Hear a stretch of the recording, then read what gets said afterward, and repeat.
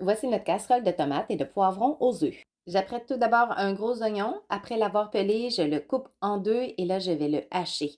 Pour ce faire, je le dépose à plat sur la planche à découper. Je fais plusieurs incisions sur l'épaisseur et ensuite plusieurs incisions dans l'autre sens. Avec quelques coups de couteau du chef, mon oignon est haché très efficacement. Maintenant, je prépare l'ail. J'aime bien donner un coup de couteau avec la lame à plat dessus. Ça aide à peler les gousses d'ail plus efficacement. Ensuite, je vais les hacher avec mon couteau du chef également.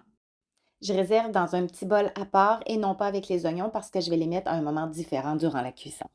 Je prépare deux poivrons, n'importe quelle couleur, j'aime bien varier deux couleurs différentes parce que visuellement ça donne un beau résultat et que dire des saveurs.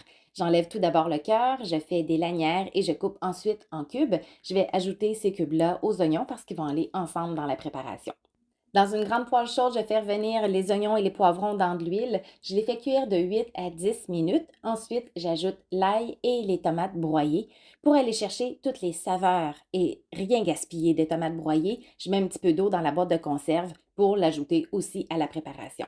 Il y a aussi des assaisonnements dans cette préparation-là, du cumin et des herbes de Provence. Je mélange tout, je laisse mijoter 15 minutes. Idéalement, je mets un filet anti-éclaboussure dessus. La préparation à épaissi, ça me permet de creuser des puits dans la sauce pour venir déposer les œufs. Un à 2 œufs par personne que je dépose dans la sauce. Pour les faire cuire, je mets le couvercle sur la casserole. Je fais cuire environ 8 minutes ou jusqu'à ce que le blanc des œufs soit cuit, mais le jaune encore coulant. J'ajoute un peu de poivre, mais c'est optionnel et c'est prêt à servir. Pour ce faire, je commence par mettre un peu de sauce dans mon bol ou dans mon assiette creuse et je vais chercher délicatement mon œuf à l'aide d'une spatule et d'une cuillère.